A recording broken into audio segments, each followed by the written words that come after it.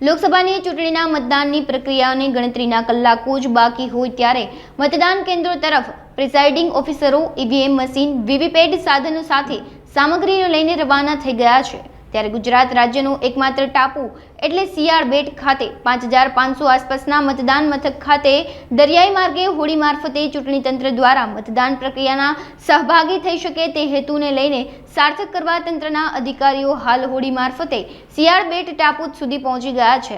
શિયાળ બેટની માધ્યમિક શાળા ખાતે મતદાન કેન્દ્ર પર મતદાન પ્રક્રિયા આવતીકાલે થઈ શકે તે અંગેની તંત્રની કાર્યવાહી શરૂ કરવામાં આવી છે।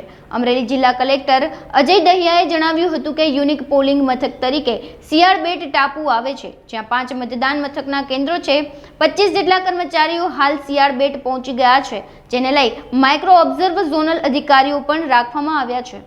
અમરેલી જિલ્લાના એક યુનિક પોલિંગ સ્ટેશન તરીકે શિયાળ બેટ છે। શિયાળ બેટ ઉપર માધ્યમિક શાળામાં 5 પોલિંગ સ્ટેશન છે। આ પોલિંગ સ્ટેશન ઉપર આજે પોલિંગ ટુકડી એ સ્થળ ઉપર પહોંચી જવાની છે। આની નોંધ ઇલેક્શન કમિશન ઓફ ઇન્ડિયા પણ લીધી છે અને એના માટે અમે એક ખાસ ડોક્યુમેન્ટરી પણ બનાવવાના છે, જેથી આજે અમરેલી જિલ્લાના યુનિક પોલિંગ સ્ટેશન છે એની માહિતી દેશના તમામ નાગરિકો સુધી પહોંચશે। એક પોલિંગ સ્ટેશન ઉપર સામાન્યતઃ 4 કર્મચારી પ્લસ એક પ્યુન હોય છે અને એમાં 5 પોલિંગ સ્ટેશન છે, એટલે આમ કરીને અંદાજે 25 જેટલા સ્ટાફ ત્યાં જવાના છે। ઉપરાંત માઇક્રો ઓબ્ઝર્વર અને ઝોનલ એ વધારાનું હોય છે। શિયાળ બેટના જે ટાપુ છે એના ઉપર પણ વેબકાસ્ટિંગની સુવિધા અમે ઉપલબ્ધ કરાવી છે, જેથી જિલ્લા કક્ષાએથી પણ અમે જોઈ શકીએ છીએ કે શિયાળ બેટના ટાપુના મતદાન મથક ઉપર શું એક્ટિવિટી થઈ રહી છે।